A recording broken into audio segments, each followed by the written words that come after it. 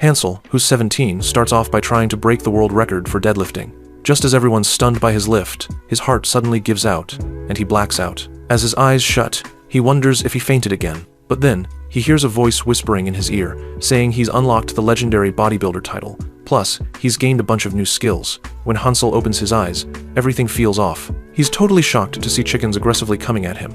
Tired of running, he decides to fight back, realizing he can get protein by defeating them. His system even shows how much protein each chicken has. So he starts pouncing on them and eating them. Then he looks at himself and sees all his gym gains are gone. Looking at his reflection in the water, he's horrified to see how scrawny he looks now. Frustrated, he rips a whole tree from the ground and starts benching it, hoping to build back muscle.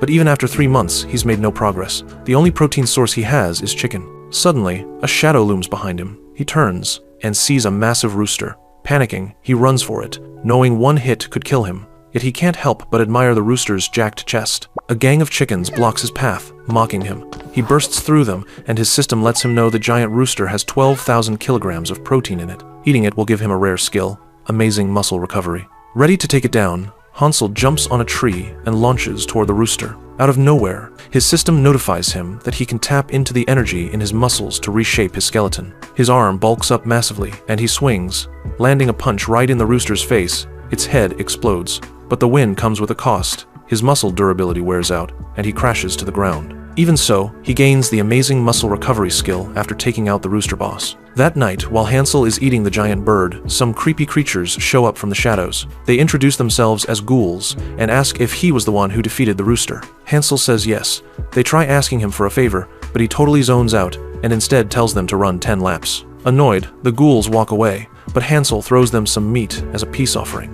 When one of them tries to lift it, Hansel freaks out, thinking they might throw out their back. He offers to carry it for them, and they all walk back to the ghoul village. When they get there, Hansel meets the ghoul lord, who's got skinny limbs and a chubby belly, making Hansel pause in surprise. The lord gets mad at the ghouls who brought Hansel over, claiming he was the one who wanted to beat the rooster and control it. Furious, he powers up his bat and smacks them. Hansel blocks the hit and wonders why the lord is targeting the weaker ones. The ghoul lord wonders if his own skill is activated and tries again. This time, using an ability that can multiply an object's weight by 2 to 10 times. Hansel finds that power pretty sick. The ghoul lord swings at him again, but Hansel breaks the bat and grabs him by the neck. Then, totally serious, he asks what the lord's big 3 are. The ghoul lord is super confused. Hansel explains that he means the 3 core lifts, but the lord has no clue what he's talking about. Hansel then tells him to lift the weight, but the ghoul lord reminds him that if he wins at the big 3 lifts, Hansel has to become his follower. He activates his skill to make the weights lighter and lifts them easily. Then, when Hansel steps up, the ghoul lord tries to mess him up by making the weights heavier. Still, Hansel lifts it with no problem and even tosses it into the air, joking that he forgot to control his own strength. The entire crowd of ghouls drops to their knees in awe. Just like that, Hansel becomes the new leader. The ghoul lord then tells him there's a way to return to Earth. He also explains this world runs on the rule: the strong eat the weak. He takes Hansel to the ghouls' training area, and Hansel is horrified at how pathetic it is. So he gathers the ghouls and announces that for the next 3 months, he'll turn them into warriors. He tells them to hit the ground and crank out 100 push-ups. After 3 hours, they're absolutely destroyed. Meanwhile, Hansel hasn't even broken a sweat. He tells them to stand up and says the only thing holding them back is their mindset. He fires them up, telling them to toughen up so they can challenge other tribes. Fired up, the ghouls dive back into training. Hansel's trainer skills level up as he leads them through workout after workout. 3 months later, a squad of lizardmen start searching for the ghoul village. Once they spot it, they charge in fast. Hansel immediately tells his ghouls to get into position. They're ready for battle. The fight breaks out. The lizardmen are shocked by how strong the ghouls have become. Once weak, they're now buff warriors. One lizardman spots the ghoul lord and assumes if they defeat him, it'll be over. Called out by name, the ghoul lord turns to Hansel and asks what they should do. That question sparks a memory in Hansel. He remembers being raised by an iguana-like crocodile who loved playfighting. When it tried to bite him, he stuck his arm in its mouth. It couldn't even pierce his muscles. He remembered how to deal with misbehaving pets. Back in the moment, Hansel lunges at the lizard man, pins him down by the armpit, and flexes his dominance, saying, "I'm stronger than you." Terrified, the lizard man instantly gives up. The ghouls erupt in celebration. Meanwhile, in a nearby region called Uruduchi, a noble orders 3 warriors to investigate the missing rooster boss, the one Hansel had taken down earlier. As they leave, the noble questions whether they're up to the task. A girl confidently reassures him. The 3 warriors are introduced: Leap Year, a sword expert; Henard, who has powerful abilities, and their 3rd member, Blog, who's not the most skilled but works well with the others. On their journey, they're ambushed by goblins. Leap and Hennard vow to protect Blog at all costs. Back in the ghoul village, Hansel is now training the lizard men too. After the session wraps up, the lizard men say their goodbyes and thank him. The ghouls also say goodbye, but Hansel is shook by how much they've grown overnight. They're bigger, taller, and way more shredded. He uses his skill to scan them and discovers they've evolved into something new. Good builders. Some of them ask if they can go hunting on their own. Hansel gets suspicious, thinking they're trying to skip leg day, but they explain they've never beaten a chicken before, and now they're strong enough to try. As they head into the forest, Hansel orders them to do walking lunges along the way. One of them ends up twisting her ankle. Meanwhile, the trio of humans defeats all the goblins, but Blog's feeling down. He didn't get to contribute, so he stays up all night training. Leap notices his dedication and encourages him. Then Hendrik shows up and tells them to rest. Just as they settle in, they're suddenly ambushed by lizardmen. But there's a twist. The lizardmen are actually running away from a horde of chickens. And the chickens? They're running from Hansel and the good builders. Flashback, a few hours earlier. Hansel had doubts about whether the evolved ghouls could really take on chickens. They'd bulked up, sure, but could they fight? Then they watched in horror as a chicken ripped 2 trees out of the ground just to get a worm. Inspired, one of the good builders tries to copy the move on a tree, but fails miserably. Hansel orders everyone to form 5 rows, and teaches them how to use a cable cross move to boost chest gains. They all rush to try it, and their chests inflate fast. But the chickens see this and panic, evolving again, growing even stronger. The good builders charge, but the chickens absolutely wreck them. Hansel yells at them to stop provoking the chickens, or they'll keep evolving. The good builders, frustrated, ask why they're still losing despite training their inner chest. Hansel breaks it down. They've barely trained at all, while these chickens live and breathe strength training. He reminds them of their walking lunges with weights. One of the good builders suddenly connects the dots. It's the legs. Hansel agrees and launches himself at the chickens, but one chicken grabs a builder and flings him into the air. Turns out Hansel forgot to mention their legs would be too tired from lunges. The chickens start mocking them, then fix their gaze on Hansel. One of the chickens gets a flashback, from the moment it hatched to now, knowing it's about to die by Hansel's hand. After the fight, Hansel and the good builders roast the chickens they took down. Hansel raises a toast and congratulates them on their gains. The next day, he reminds them that they're still far from beating him. He tells them to hunt carefully, saying he'll join them after he finishes his own workout, because training, everything.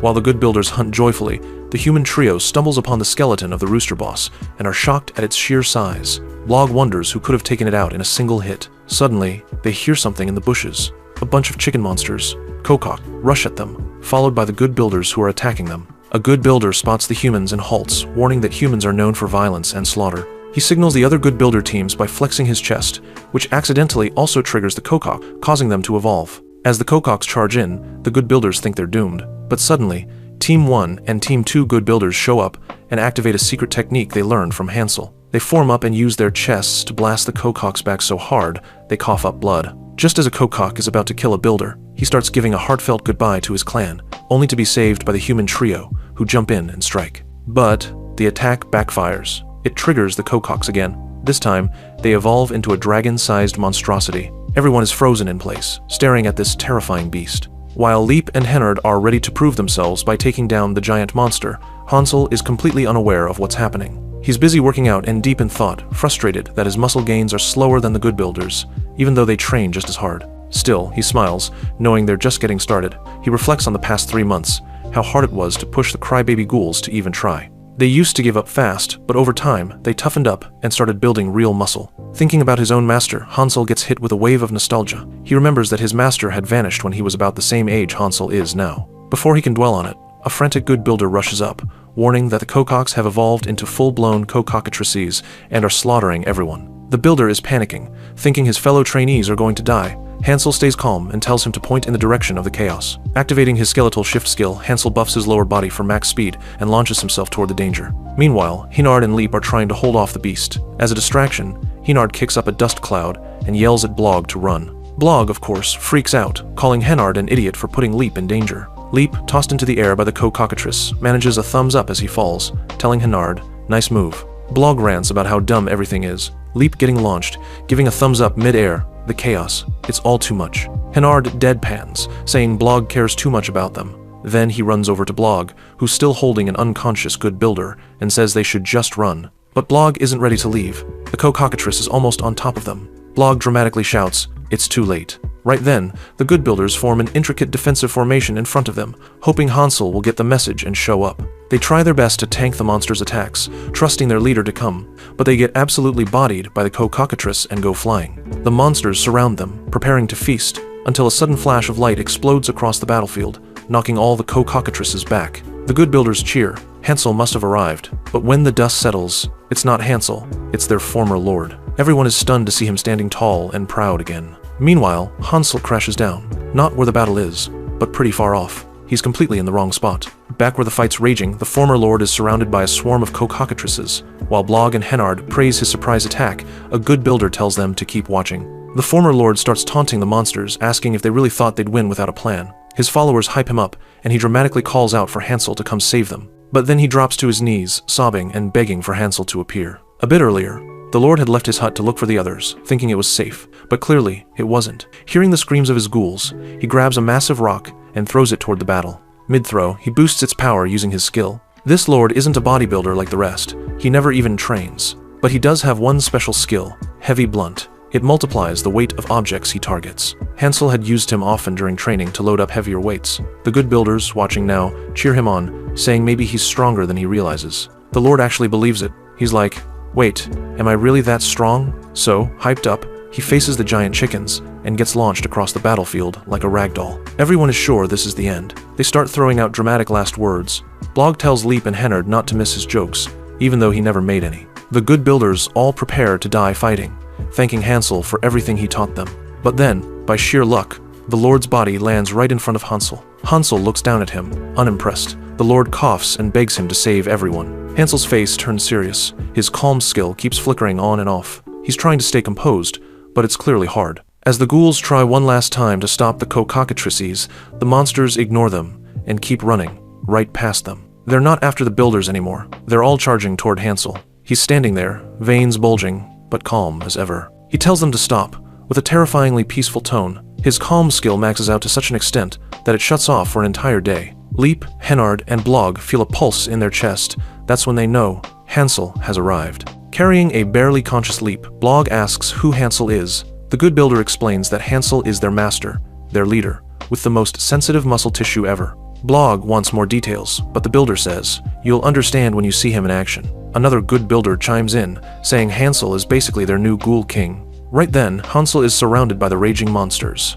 One co-cockatrice tries to attack him, but he knocks it away with a casual one-arm dumbbell press. Two more try to jump him. They get sent flying the same way. A bunch of monsters pile onto Hansel, trying to crush him under their combined weight. He braces himself, then explodes upward, launching into a flying punch that smashes one right in the face. Standing on top of the downed beast, he yells, "If I can grow your chest muscles with mine, then can you grow mine too?" He activates CrossFit mode, bulking his upper body. Digging his hands into the ground, he lifts it up with a massive roar, chucking multiple monsters off him, like they're nothing.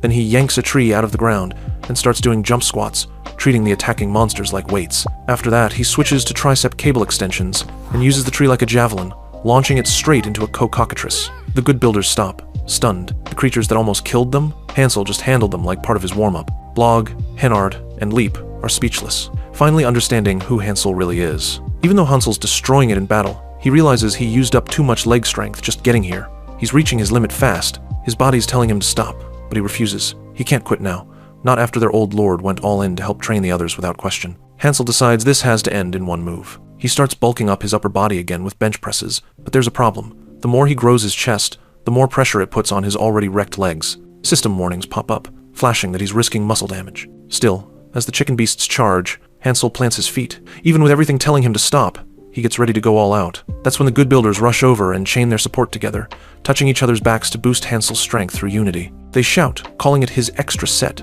and it actually supercharges him. Hansel uses every ounce of his power and lands a final, brutal strike on the co-cockatrices. Once the monsters are roasted, Hansel and the good builders all collapse in sync, completely wiped out from what they jokingly call just another workout. Lying there on the ground, they talk about how they'll miss the former lord, who helped in the fight and even managed to kill one of the beasts. Hansel, still drained, jokingly asks who's going to help him stand up, but all his followers ignore him and start getting up without helping, pretending not to hear. Annoyed, Hansel shouts, threatening them for being ungrateful. But just then, someone walks up behind him and says, "Thanks for all your hard work." Everyone freezes and turns around. It's the former lord, perfectly fine. They stare at him in total disbelief. He casually tells them he was just taking a nap and didn't feel great earlier. Everyone instantly bursts into grins and jumps on him with a big group hug, even though the Lord yells at them for getting all touchy. Later, in the city of Word Duchy, Leap and Hennard are reporting everything to their lord, Count Wardo. Wardo hears the full story and decides Hansel isn't just some random musclehead. He might actually be a real threat if he ever turns evil. They need to be careful. But their master, Ryan, is more worried about Blog, the third member of their team, who stayed behind. Leap and Hennard get teary-eyed when Blog's name is brought up. Turns out, Hansel's been creeping around Blog post-battle, low-key admiring his build and posture. While Leap and Hennard panic, thinking Blog's in danger, Hansel calmly asks Blog if he wants to get stronger. Blog doesn't even notice Hansel effortlessly catching a sword coming from behind him mid-convo. Hansel keeps casually talking, asking if Blog wants to train with him. Blog, flustered but tempted, says yes. Meanwhile, Leap and Hennard are wiping their tears, begging Ryan to save their friend. But Count Wardo refuses. He says it's not worth risking everything for one guy. Ryan, furious, snaps and tells the others to come with her. They're going to get Blog back. Wardo just stands there, speechless. Back in the ghoul village, Hansel introduces Blog to the squad and starts him off with squats. Blog has no idea what squats are, but Hansel patiently teaches him the form. Despite the pain, Blog manages to get through it. The good builders all cheer him on. Hansel praises him, tells him he's doing great for his first day, then hands him a barbell. Blog struggles to hold it, but balances it with effort, which earns even more praise from Hansel. Touched by the recognition, Blog tears up. Hansel chuckles and tells him to take it easy. Recognizing Blog's potential, Hansel's Hawkeye skill levels up from 2 to 3. The good builders ask Hansel why he brought a human like Blog. Hansel tells them they shouldn't go hunting recklessly. Some species are in danger of going extinct. The old lord agrees, but points out that the Kokocks are still little and weak. If they evolve again, only Hansel will be able to stop them. Hansel doesn't like the way he says that. In a low, threatening tone, he asks if the Lord thinks he can't beat them. The Lord backtracks, nervously saying no. On the training grounds, Hansel leads a workout, while the old Lord supervises Blog. The Lord uses his skill to increase the barbell's weight slightly, while Blog lifts it. Before they can see the results, a massive shockwave interrupts everyone. Blog's former master has arrived. She marches up to the old Lord and demands to know if he's the one who stole her student. The poor guy is clueless and explains he's not even the chief anymore. But she doesn't care. She goes in to kill him just because he didn't answer fast enough. Hansel steps in and blocks her sword strike with his arm, saving the Lord. He calmly asks what her problem is. Everyone here is just working out in peace. Noticing Hansel's strength, she realizes he's the one her students told her about. Leap and Hennard shout to Blog, telling him they've come to save him. The master accuses Hansel of stealing her student. Hansel, surprised, turns to Blog and asks why he didn't say he already had a master. Blog fumbles for an answer. Hansel laughs and asks, "Is it because you're more into lifting than swordplay?" Getting cocky, he tells Blog to just say it if it's true. Blog finally apologizes to his old master, saying swordsmanship doesn't interest him anymore. Enraged, she decides to take Blog back by force and attacks Hansel again. This time, Hansel doesn't even move. He just flexes his muscles and lets her sword bounce off his body. Embarrassed that she only left a scratch, she challenges Hansel to a duel. If she wins, she takes Blog back. Hansel calmly tries to explain that working out isn't martial arts. He's just training to survive and eat. She mocks him, saying that if exercise is useless in combat, then it's trash. That hits a nerve. Hansel's anger flares, activating his cocksleg mode as he prepares for the fight. The good builders sit down to watch the showdown like it's a live show, snacking while discussing who's going to win. One of them confidently bets on Hansel, purely based on his massive size. But Blog warns them not to underestimate the woman. She's one of the top 10 strongest fighters on the entire continent. Hansel faces off against her, and immediately activates his Hawkeye skill to analyze her. He's shocked that someone with such a small amount of muscle was able to leave a scratch on him. She taunts him, calling him an alien and boasting that her sword techniques can slice people to ribbons. She keeps swinging, landing precise blows while narrating how she sees him surrounded by red mana. Mana, which, in her world, indicates evil. She adds that no normal human has the power to shape their body the way Hansel has. Hansel firmly disagrees. "It's just common sense," he says. "The more effort you put into training, the more your body changes." She brushes that off, saying humans like her use mana to compensate for their weaknesses. Then, she activates her special move, Mountain of Swords. Blades rain down all around Hansel, trapping him. She confidently declares that martial arts will always be superior to brute strength. Exhausted from taking hits, Hansel asks, "And how much stronger do your enemies get the next day?" She says it's not her concern. Hansel responds, "At my gym, no one stays stagnant. Every single person gets stronger the next day to beat the opponent who beat them before." Using that same sword attack, she rushes him again, but this time, Hansel poses, bulks up, and braces himself. Meanwhile, Blog is still munching on food and enjoying the scene, when Leap and Hennard approach him to apologize for pushing him too hard and making him leave. A little confused, tells them he didn't leave out of spite. He left to get stronger and return to them. That news floors them. They thought he was gone for good. Curious, they ask what Hansel's training is actually like. Blog says he'll show them the only exercise he's learned so far. He calls over the former ghoul lord to help demonstrate. As Hansel and Blog's two masters are still fighting over who gets to keep him, Blog starts instructing Leap and Hennard. It's just like when we first trained with swords, he says. But now the focus is on lower body strength, especially your quads. Squats are the key. He teaches them the posture first, then offers to add weights for fun. The former lord looks a bit concerned, but lets them do it their way. Blog promises to assist them. Back in the fight, Hansel throws a punch, but pulls back at the last second, saying he's only doing it to gain more strength for the next hit. As he goes through the motions of contraction and elongation, his opponent gets distracted by the noises coming from Leap and Hennard, who are clearly moaning in pain while squatting under Blog's guidance. She pauses mid-battle and asks Hansel for a timeout. Confused, Hansel agrees. She walks over to Blog and his group, utterly fascinated by the exercise. "What are they doing?" she asks. "Squats," Hansel answers plainly. She apologizes for everything and asks if she can learn the workout too. Hansel, totally caught off guard, deflates back to normal size in confusion. She explains, smiling, that seeing her students train so happily moved her. She wants to be a part of that. Hansel and she shake hands, united by the bond of working out.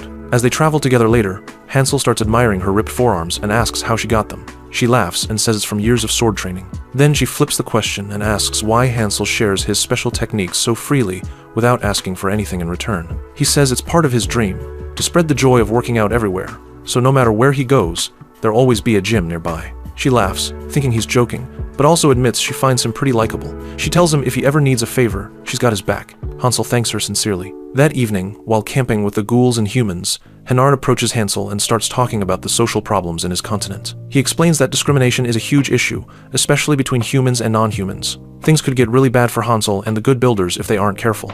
As he's pouring his heart out, Hansel casually gets up and walks over to the horses, who are eating out of their trough. He grabs a handful of their food and eats it, then immediately passes out into a food coma. He recognizes the rough, chewy texture. It's oatmeal. Hennard's squadmates are disgusted by his behavior, saying monsters have no manners and eat anything. Suddenly, the former ghoul lord appears, glaring at them. He warns them not to insult monsters so casually. It could seriously backfire. To prove a point, he brings over a dish he made using the same livestock feed and asks them to try it. They're grossed out at first, but when they smell it, they cave and give it a bite. Their eyes widen. It's amazing. They're blown away by how delicious it is and start praising it non-stop. The Lord says, "See, maybe if you stop insulting us, we'll even share the recipe." They eagerly agree. Hansel, now awake, walks over to Ryan and says he's finally decided on the favor he wants. He wants the source of the oats they give the horses. Ryan assumes it's for feeding livestock, but Hansel clarifies it's for him. The good builders try to stop him, saying it's too small a favor to waste on someone like her. Ryan agrees.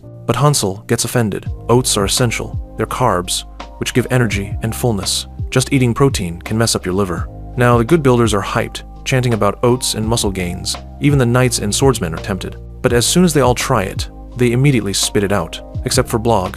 He eats it like Hansel and actually appreciates it, earning even more praise. Seeing how serious Hansel is, Ryan agrees to grant the favor, making him grin like a kid. Now all the ghouls walk around proudly, flexing their gains, while the humans just get more annoyed. Inside the castle, Count Wardo calls Hansel in to talk. He can't believe that all Hansel wants in return for training their soldiers is livestock food. Hansel, unbothered, replies confidently, which ticks Wardo off even more. Still, he agrees, since it's a direct command from General Ryan. As Wardo slumps into his chair, he mumbles to himself that Ryan's popularity is becoming a problem, but by bringing monsters into town, she might have actually ruined her own image. He smirks, thinking he'll let the public turn against her. Then he secretly summons the Tutula Mercenary Corps. He's about to stir up some trouble. On the training ground, the current instructor announces a sudden change in the curriculum. By Ryan's orders, everyone is now required to learn from the monsters, no exceptions. The humans are clearly not happy. They stare at Hansel and the good builders with disgust. Hansel steps up, introduces himself politely, and asks everyone to get down into a push-up position. Nobody moves, so he and his squad instantly drop to the ground and start doing push-ups themselves. Hansel calls out the command again.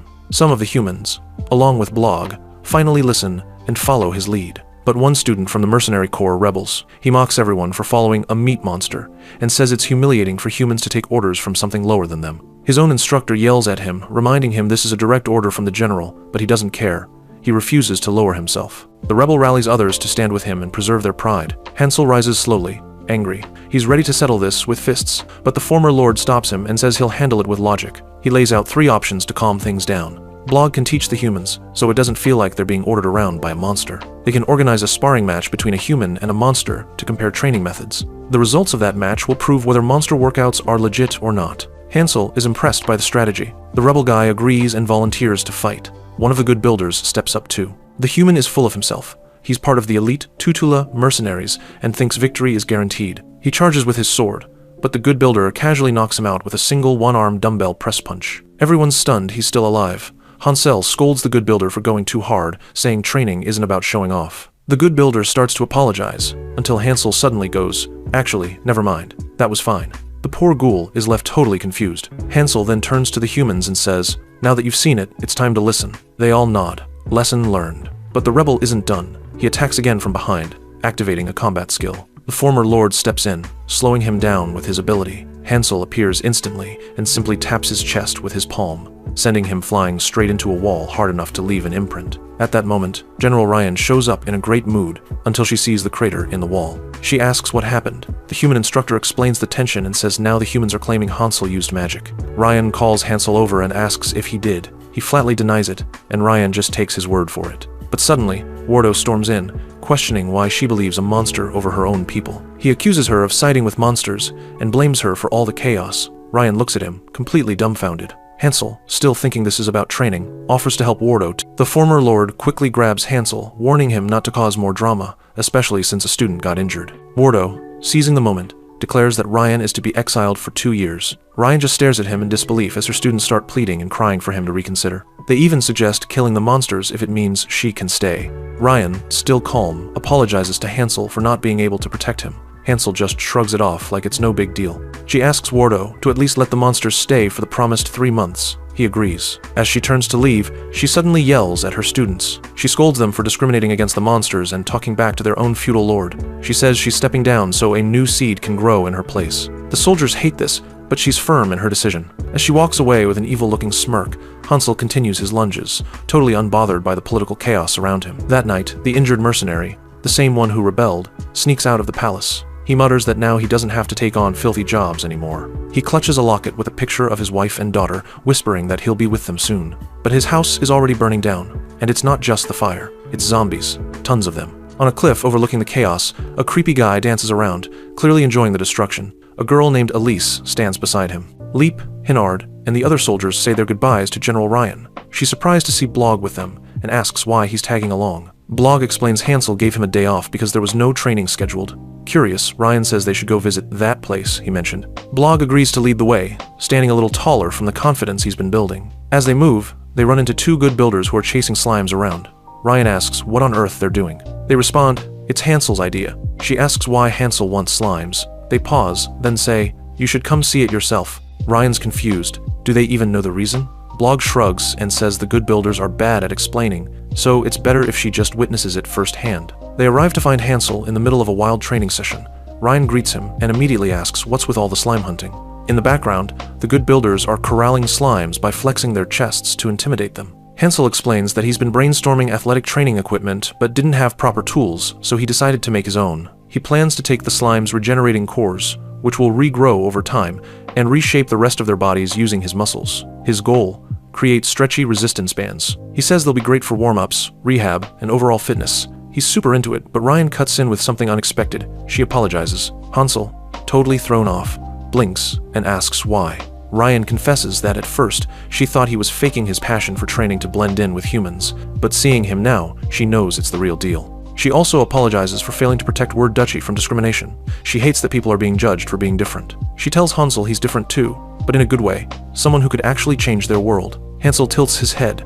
Change the world? For him, that just means changing physiques. He doesn't really get what she's hinting at. Ryan explains, she wants him to train her students. From now on, they'll follow his lead, with no judgment. The soldiers, surprisingly, seem excited about it. Hansel and the good builders are just as hyped to get new training partners. Meanwhile, Wardo has left the castle to deal with the zombies directly. He warns his soldiers not to get bitten and gives the order to charge. As the battle begins, the strange man from before, the one who started the fire, calmly watches from afar. His monster dog, Dorman, growls beside him. The man hushes him, saying it's not the right time to reveal they're behind everything. He seems to be waiting for someone, or something, before making his move. To shut Dorman up, he literally kicks him, warning him to wait patiently until their props finish setting the stage. Back with Hansel, he's teaching the new squad about muscle training and stamina. Ryan stays by his side, watching his methods. Hansel introduces them to CrossFit training, a workout style with intense, varied exercises to strengthen every part of the body so it can move in all directions. He suggests making it a group activity to boost both results and team bonding between the ghouls and humans.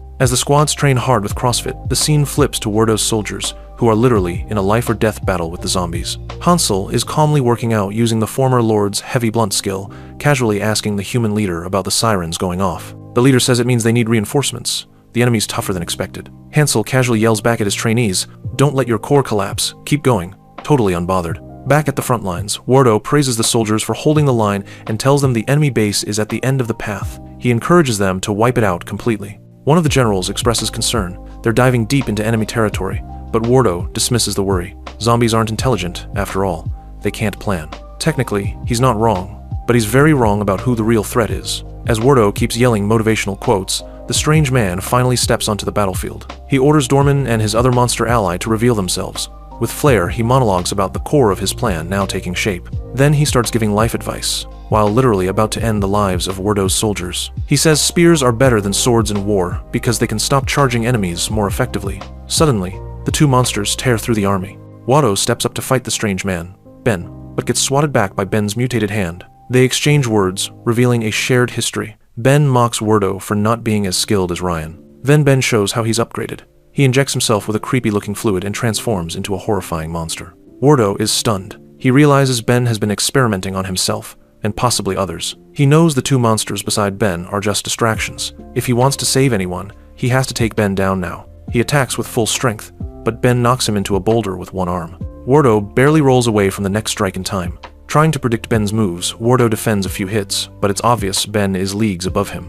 One final punch slams Wardo into a tree. As he shivers from the impact, he wonders, what did Ben do to get this strong? Ben hears him. It's not rocket science, it's just how civilizations grow. He says Wardo is stuck in old thinking, just like everyone else who refuses to evolve. Ben admits Ryan is impressive, but that doesn't mean her entire army is. Wardo, still in denial, looks around at the slaughter and mutters, "This can't be real." Ben, annoyed, decides to finish it, but before he can, another general rushes in and tells Wardo to retreat. He then announces that they've lost. Every soldier should run to save themselves. As he tries to calm the troops and take the lead, Ben punches him through the chest, ending his speech forever. The elder monster beside Ben asks if they should chase the survivors, but Ben, now back in human form, tells him to let them go. He already knows where they're heading, and more soldiers just means more fuel for his plan. Wardo, riding back to the castle, is trembling. He's completely humiliated and terrified, wondering how on earth they'll survive this. Meanwhile, Hansel, he's casually pumping out 150,000 dumbbell presses, like it's just another Tuesday. As Wardo and the remnants of his army reach the castle, he immediately heads to the training ground. He shouts for everyone to stop what they're doing and gather around. Hansel and the good builders aren't impressed by his tone, but pause to hear him out. Wardo declares he's ready to let them repay their debt for staying in the city. In his mind, they owe him. But while he's ranting and calling them lowly creatures, the good builders just stare at him with blank expressions. No one reacts. Getting nervous, Wardo tries again. He says it's their chance to show off all those training methods. Hansel, still not taking him seriously, tells everyone to pose and flex. "This is how we show off," he says, bodybuilding style. Wardo's patience wears thin. He starts screaming, but Hansel's done holding back too. With a terrifying stare, Hansel tells him they won't fight, because risking muscle damage would ruin their workouts. Wardo doesn't fully understand what Hansel means, but he definitely understands the look he just got. Panicking, he quickly apologizes and backs off, dragging Rumi along with him. Hansel, back to chill mode, claps his hands and tells everyone, "All right, let's start training again." After regrouping, Wardo asks Rumi to summon General Ox. Ox may not have the best attitude, but his strength is the closest thing to Ryan's Ravenza. Soon, all the soldiers line up at the castle gates. Outside, the zombie horde is approaching. Ox steps forward and calls out to the monsters, offering a 1-volt, 1 duel to settle things. Wardo is surprised to see Elise among the enemies. Ben, bored but agreeable, accepts. Ox dramatically jumps down to the battlefield. One of Ben's monsters steps up, towering, freaky, and nearly the same size as Ox. They clash. Ox manages to land a few solid hits and even jokes, "What is your body made of?" But the monster just starts stammering and runs away. Ox is confused but decides to chase him, shouting that he'll finish the battle with a clean strike. Just as he's about to land the final hit, the monster mutters, "Almost there. It was a trap." Ben suddenly appears, enlarges his arm, and sucker punches Ox from behind, slamming him into the ground. Turns out, The duel was just bait to take Ox out. He was the last real threat in Wardo's army. Ben and his monster team beat Ox senseless. Ox begs to be spared, but they toss him into the zombie horde. In seconds, he's turned into one of them. The humans watch in horror as their strongest soldier gets turned. Ben walks up to the gates and mocks Wardo, telling him to surrender. You've got nothing left. Wardo isn't ready to give up just yet. Ben orders the zombies to attack, then steps back to enjoy the chaos. Wardo commands the archers to fire, but the soldiers assigned as archers? They've never even used bows before. Nobody knows how to aim. In panic, Rumi asks what they should do now. Wardo just stares at her blankly and says, I don't know. Then he starts losing it, shouting that he has no idea what to do. He starts running wildly, like a terrified child who's just seen a ghost. While running, he's hit with a flood of memories. Being called a coward as a kid, his father scolding him for running away, Ryan's concern that he's too scared of everything. Even his mom's voice mocks him, saying running away might be his only true skill. He remembers being helpless when someone, maybe his wife, was in danger, and he couldn't save her. Crushed by the pressure, he screams into the air, saying nobody understands how hard it is to be in his position.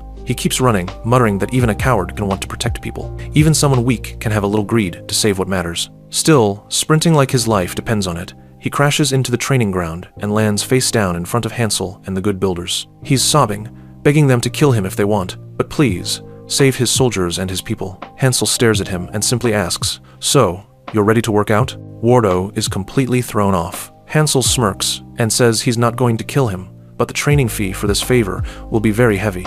With that, Hansel and his squad start stretching, preparing to head toward the gate. The new trainees ask if they can help too, but Hansel says they're not ready for this level of battle. From behind, Wardo watches them march off and thinks to himself, they're weird, but also kinda cool. As they head toward the battlefield, Hansel tells them to use interval training. They'll change their pace as they go to increase speed. Since it's an emergency, they need to reach the gate fast. The former lord tries to follow, but he's so out of shape that he gets left far behind. He watches as they disappear into the distance. At the gate, zombies are pouring in, attacking and turning people. Hansel and his squad arrive just in time to save a mother and her child. With one chest press, they blast zombies away. The kid looks up in awe and tells his mom he wants to learn swordsmanship to get strong like that. His mom, just as amazed, says, that wasn't swordsmanship. Hansel stares at the zombies, confused. They're moving like mindless husks, mumbling nonsense. The former lord finally catches up and, out of breath, tells Hansel to treat them like walking corpses. Hansel actually likes that idea, no guilt in punching corpses. The lord asks what Hansel plans to do. He analyzes the situation and decides to use his chest vibrations to push the zombies back. They're only coming in from the main gate after all. The lord agrees and asks to lead the rest of the team. Hansel lets him take command.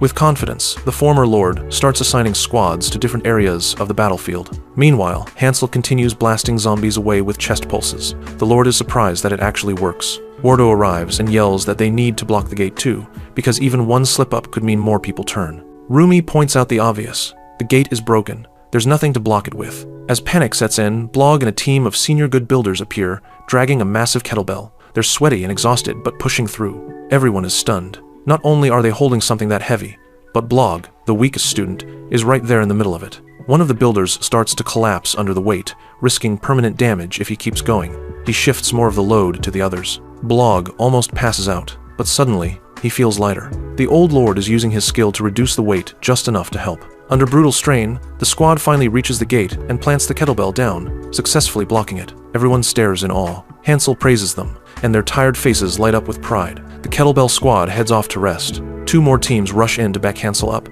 They ask if they're using their chest muscles correctly. He tells them to go harder. Zombies keep rushing in. Rumi shouts from above, warning everyone not to get bitten. If they do, they'll turn.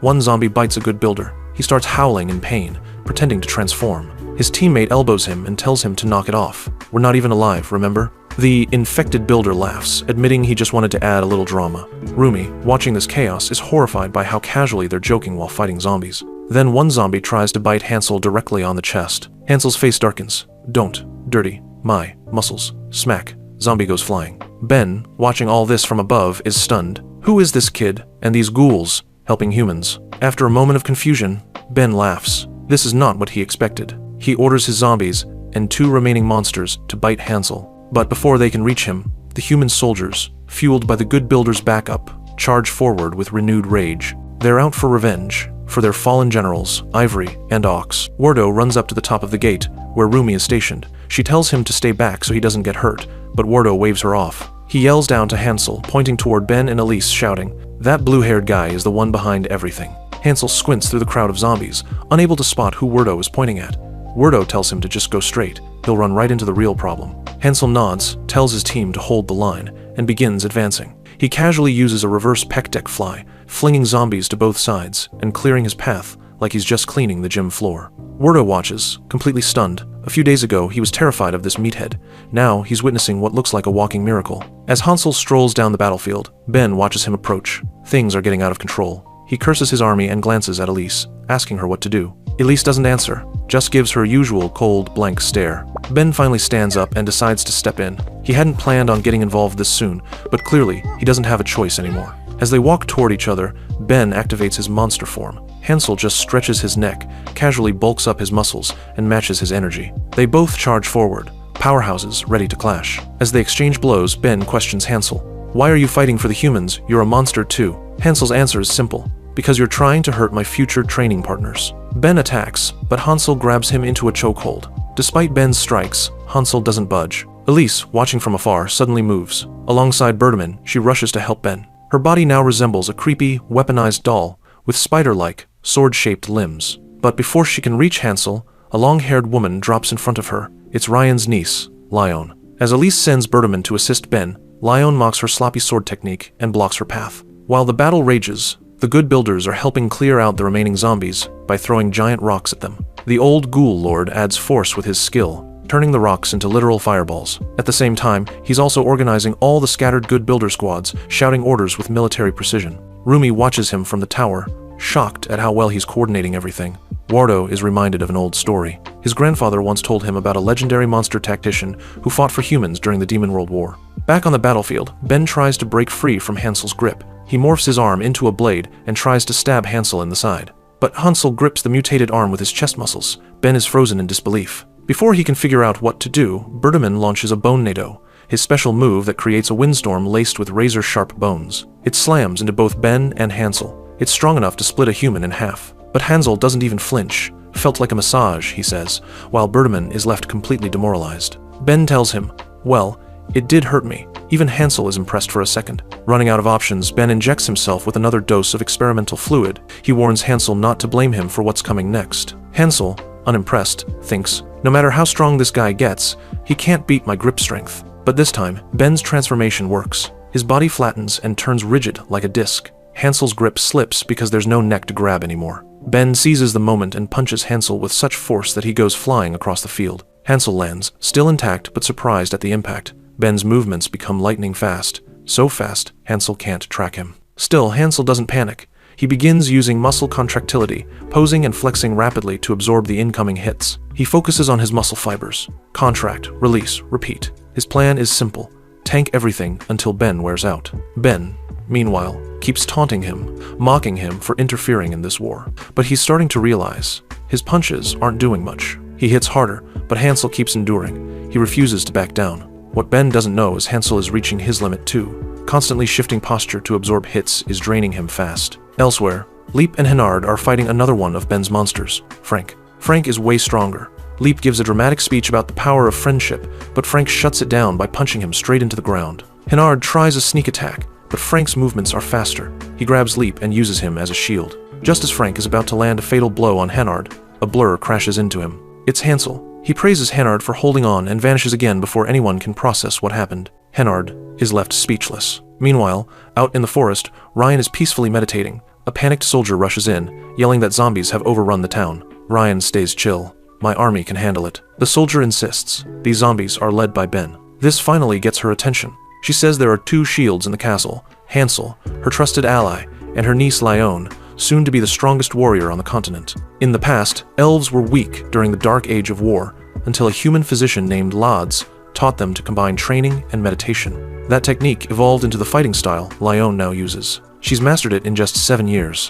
Back at the fight, Elise tries to trap Lyon with multiple mid-air attacks, but Lyon easily dodges every move, even mocking Elise for copying Ryan's techniques, but still falling short. Elise tries a full-speed, multi-blade assault, but Lyon flips and balances herself mid-air on one of Elise's sword arms, completely unbothered. She starts attacking with clean, powerful motions using her arm in a circular flow, completely dominating the fight. In the forest, Ryan suddenly hiccups. "Someone's talking about me," she mutters. Elise goes all in, using all her limbs in a final desperate charge. Leone doesn't flinch. She traps Elise effortlessly and says it's time to end this. Meanwhile, Hansel's still getting pummeled by Ben. Hansel is exhausted, but he holds strong. Ben's movements are getting slower. He's finally starting to tire out. Hansel knows this is a battle of endurance. Ben brags that his potion gave him power equal to an elder dragon. Hansel snaps, "I trained harder than any elder dragon." Ben starts to feel the side effects of the potion.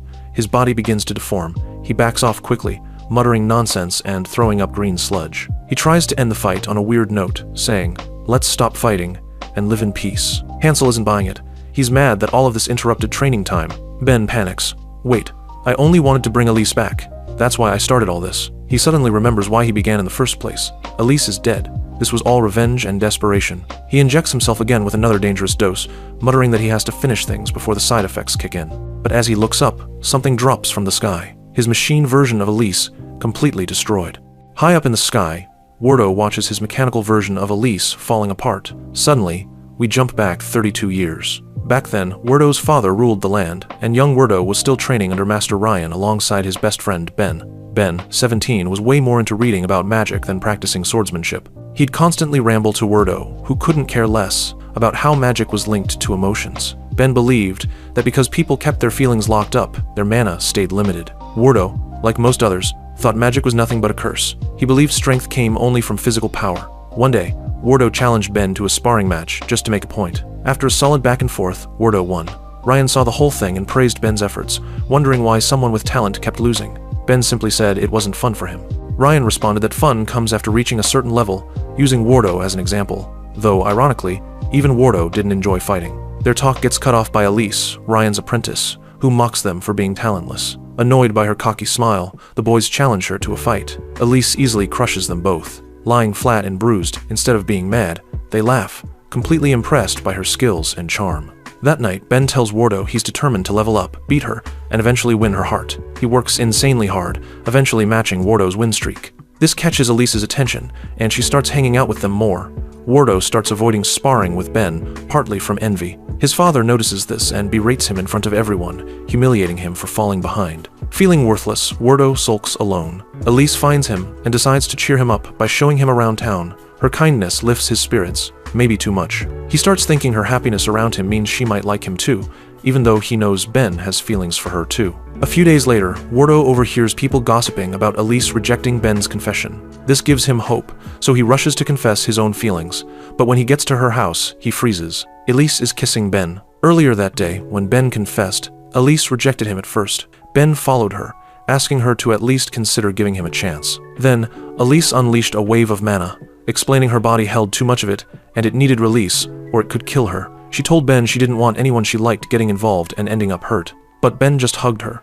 She was scared of harming him with her mana, but Ben didn't care. He promised to support her and love her no matter what. While Ben and Elise enjoyed their secret relationship with their pet dog, Berneman, Wardo spiraled, drinking heavily and stalking them from afar. He even saw Elise using her mana. In his drunken state, Wardo ranted to his father about it. Elise's health started deteriorating from mana overuse. Ben, desperate to help her, locked himself in his lab to create a potion that would strengthen her body. Meanwhile, a drunk Wardo confessed to Elise. She apologized, making it clear he'd misunderstood everything. She added that she knew he was aware of her magic and had kept quiet, probably because turning her in would be dangerous. She doubted he'd ever go against his father. Wardo tried to deny it, but he couldn't even get the words out. At the same time, the village was facing a drought, and the angry locals were demanding rain. Wardo's father told him that when people suffer, they need someone to blame, and there was no better target than a witch. Wardo panicked and begged his father not to harm Elise, but his father dismissed him, calling him weak and led by emotion. Wardo ran from him and raced to Elise's execution site.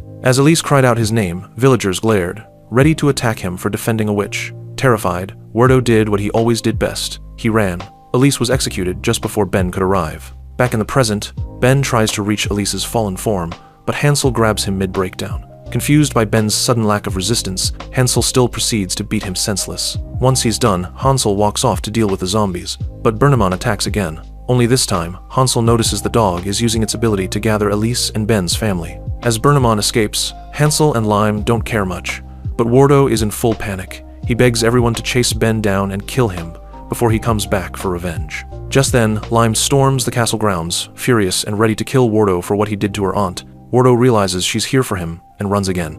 Leaper and Henry try to block her at the gate, but Lime just uses their swords to leap over them and onto the castle wall. They try to stop her, but she knocks them out with ease. She even compliments Blog, her training partner, for improving, though he's still too slow to fight her properly. Lime finally faces Wardo and raises her sword, ready to end him.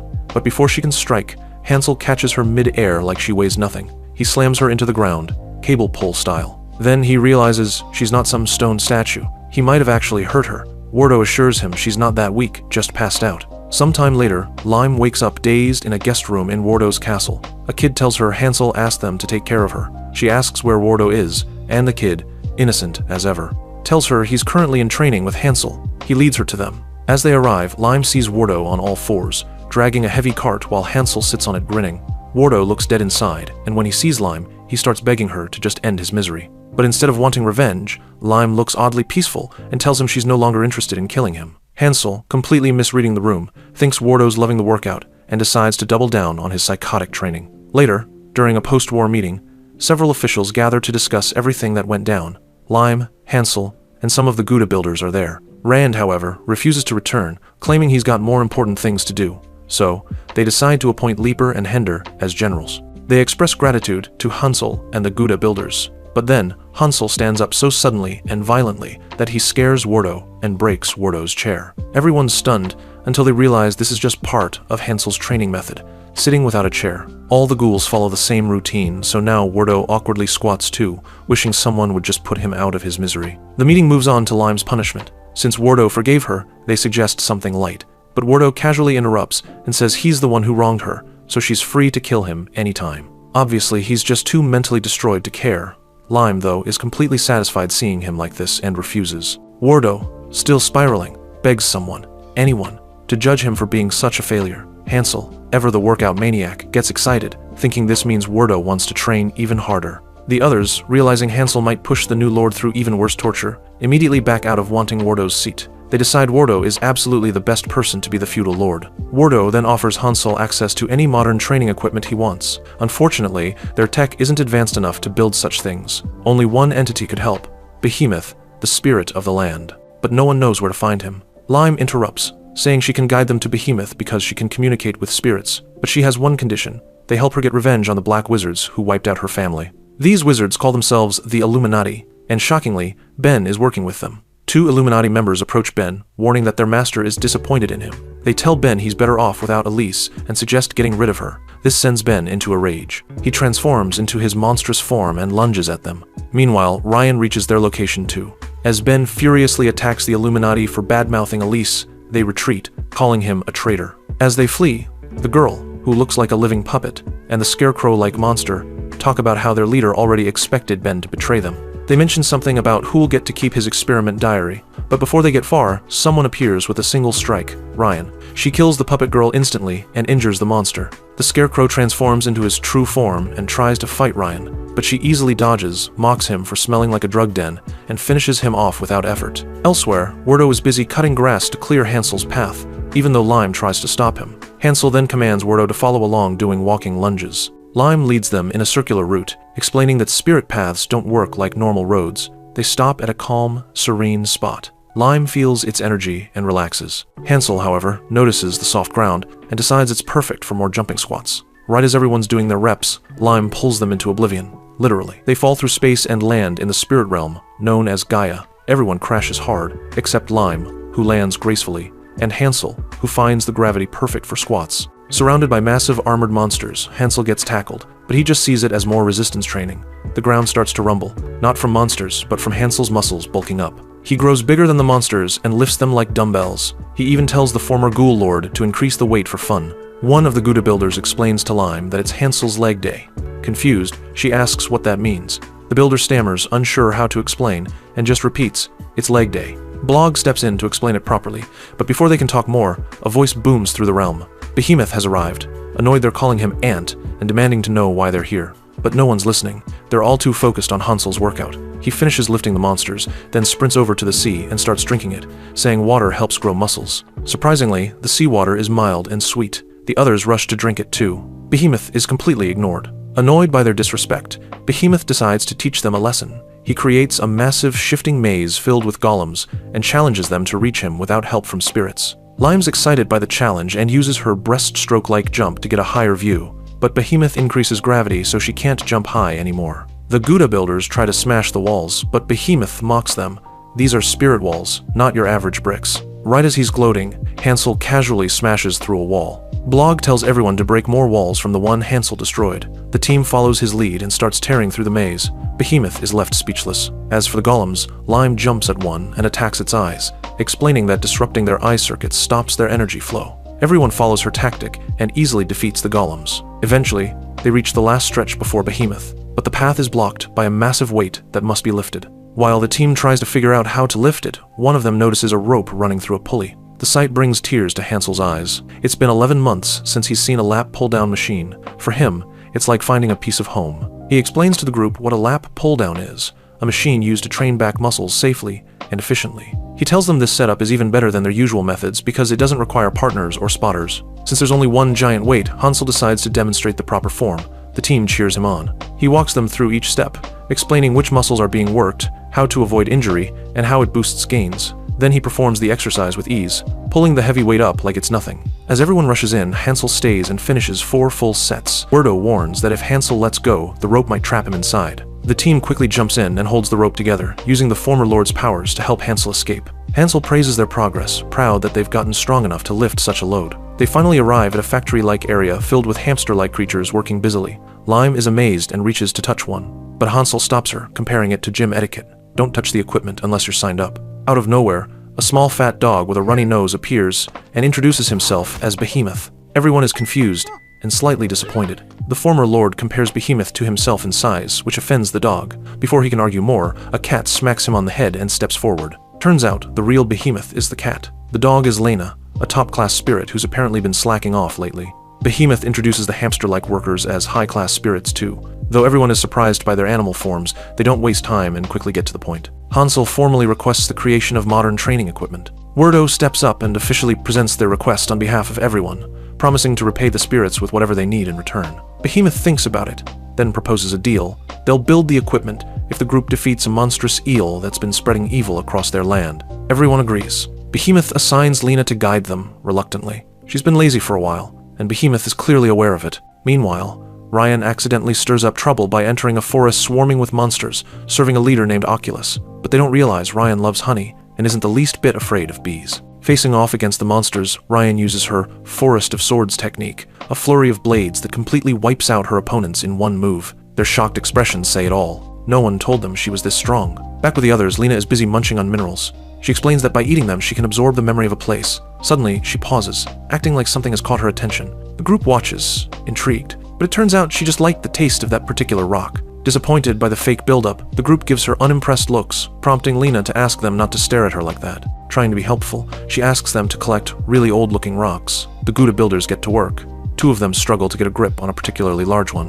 Hansel walks over, casually shoves his fingers into it, and creates a makeshift handle. Then, without effort, he starts using it for one-arm dumbbell presses. The rest of the team follows his lead, adapting the rocks into their own custom exercises. Lena watches them, realizing they've completely forgotten the original mission. She tries out a few rocks herself, and finally stumbles upon one that gives her a memory. In this vision, the Oculus group is having a meeting inside a cave.